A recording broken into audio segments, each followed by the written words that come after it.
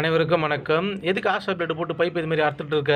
மொத்தமாக பாதியாக கட் பண்ணிட்டு அப்படியே கப்ளிங் போட்டு ஒட்ட வேண்டியதுதானேன்னு ஒருத்தர் வந்து கேட்டார். இந்த கப்ளிங்கை எதுக்காக இப்படி கட் பண்ணுறோம் என்பது தான் இந்த வீடியோவில் சொல்ல போகிறேன். இந்த வீடியோ முழுக்க பாருங்கள். இந்த பைப் வந்து கிணத்துலேருந்து நாங்கள் தூக்கி எடுத்திருக்கோம். எதுக்காகனா ஃபுட்பால் போயிடுச்சு, ஜெட் மோட்ரு ஃபுட்பால் போயிடுச்சு. அதை தூக்கி மாற்றுறதுக்காக பைப்பை மேலே தூக்கியிருக்கோம்.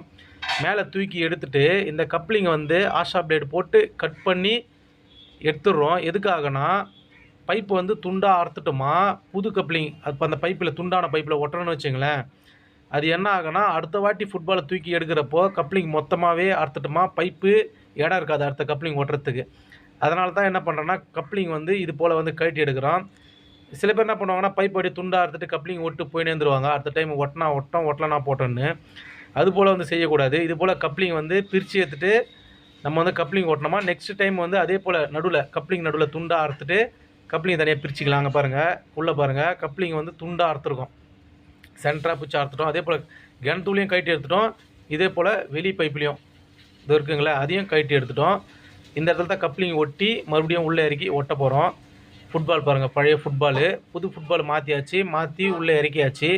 அந்த வீடியோ எடுக்கலை. இது போல் கிணத்துல இறங்கி கஷ்டப்பட்டு வேலை செய்கிறோம். அதே போல் இந்த வீடியோவும் எடுத்து உங்களுக்கு போடுறேன்.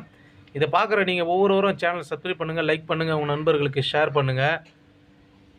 இங்கே பாருங்கள், கப்ளிங் ஒட்ட போகிறோம், ஒட்டியாச்சு.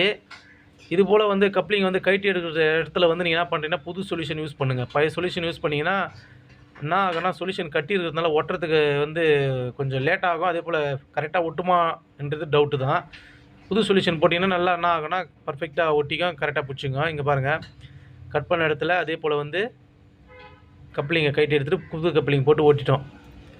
அதே இடத்துல என்ன பண்ணியிருக்கலாம், பைப்பை கட் பண்ணி கப்ளிங் ஒட்டி இந்த மாதிரி நெக்ஸ்ட் டைம் வந்து பைப் வந்து ரொம்ப கிட்ட போயிட்டுருக்கோம், ரொம்ப கஷ்டமாக வந்திருக்கும். இந்த வீடியோ இவ்வளோ நேரம் பார்த்ததுக்கு ரொம்ப நன்றிங்க. இது போல் வீடியோ இன்னும் நீங்கள் பார்க்க பெல் பட்டனை டச்